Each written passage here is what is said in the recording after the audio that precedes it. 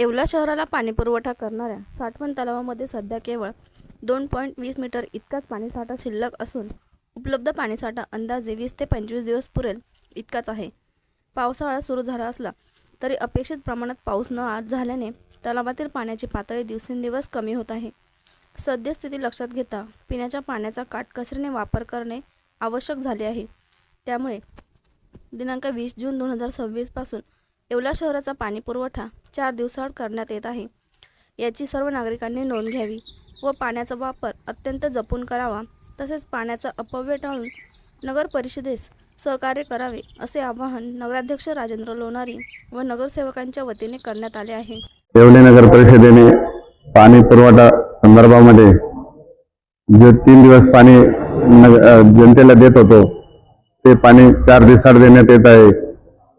Monsoon late झाल्यामुळे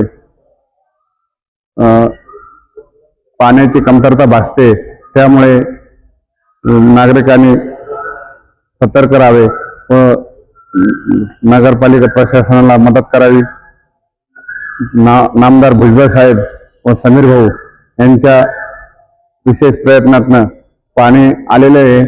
ते पाण्याचा अवपाव करू नये कोणी, आणि हे पाणी पुरेल असं सगळ्यांनी वापरावे।